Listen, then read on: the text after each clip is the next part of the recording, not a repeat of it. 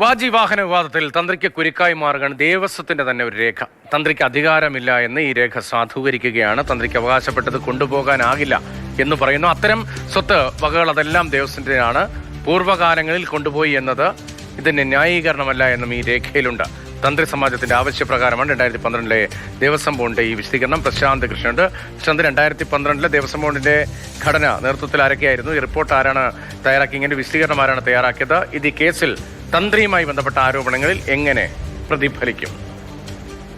ഈ ശബരിമല തന്ത്രിയുടെ കാര്യം പ്രത്യേകം വിശദീകരിക്കുന്നില്ലെങ്കിൽ പോലും കേരള തന്ത്രി സമാജത്തിന്റെ ആവശ്യം, അത് തന്ത്രിമാരുടെ ആനുകൂല്യങ്ങളും അവകാശങ്ങളും സംബന്ധിച്ച ബോർഡ് ഒരു തീരുമാനമെടുത്ത് ഉത്തരവിറക്കി. അത് ദേവസ്വം കമ്മീഷണർ, അസിസ്റ്റന്റ് കമ്മീഷണർമാർക്ക് അയച്ച കത്തിനകത്താണ് തന്ത്രിക്ക് കുരുക്കാകുന്ന അല്ലെങ്കിൽ തന്ത്രിക്ക് ഉള്ള അവകാശം സംബന്ധിച്ച കാര്യങ്ങൾ വിശദീകരിക്കുന്നത്. അതിൽ കൃത്യമായി പറയുന്നുണ്ട്, ക്രിയാദികൾക്ക് ശേഷം ആചാരപരമായി തന്ത്രിക്ക് അവകാശപ്പെട്ടവ കൊണ്ടുപോകുന്നത് സംബന്ധിച്ച് എന്ന ഒരു ഹെഡിങ്ങിലാണ് ഇക്കാര്യങ്ങൾ വിശദീകരിക്കുന്നത്.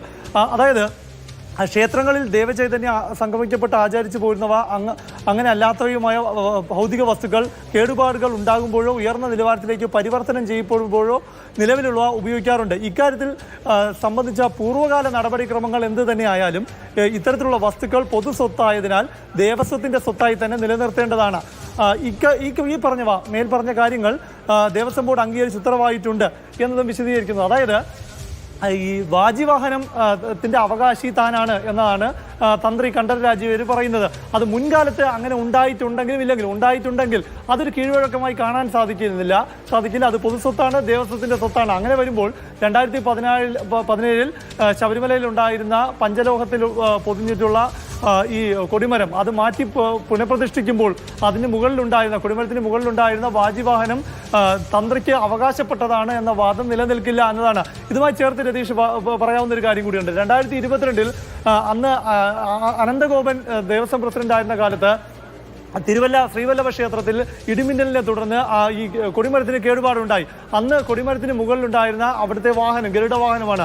ആ വാഹനത്തിൽ അവിടുത്തെ തന്ത്രി അവകാശം ഉന്നയിച്ചപ്പോൾ അന്നത്തെ ദേവസ്വം ബോർഡ് അത് നൽകേണ്ട എന്ന തീരുമാനമെടുത്ത് ദേവസ്വം സ്ട്രോങ് റൂമിൽ സൂക്ഷിക്കുകയാണ് ചെയ്തത്. അതായത് ഈ ഉത്തരവിന്റെ കൂടി അടിസ്ഥാനത്തിലാകണം തീർച്ചയായും അന്ന് അങ്ങനെ ഒരു തീരുമാനം അന്നത്തെ ദേവസ്വം ബോർഡ് സ്വീകരിച്ചത്. എന്തായാലും ഇതിൽ അവകാശമുണ്ട് എന്ന വാദം നിലനിൽക്കില്ല എന്ന് തന്നെയാണ് ഇതിൽ നിന്ന് വ്യക്തമാകുന്നത്. ശരി, വാജിവാഹനം കൊണ്ടുപോകാൻ കഴിയില്ല എന്നടക്കമുള്ള കാര്യങ്ങൾ ഒരു സ്പഷ്ടീകരണം നേരത്തെ തന്നെ ബോർഡിന്റെ ഭാഗത്തുനിന്നുണ്ടായത് എന്താണ് പ്രശാന്ത് കൃഷ്ണ റിപ്പോർട്ട് ചെയ്യുന്നത്.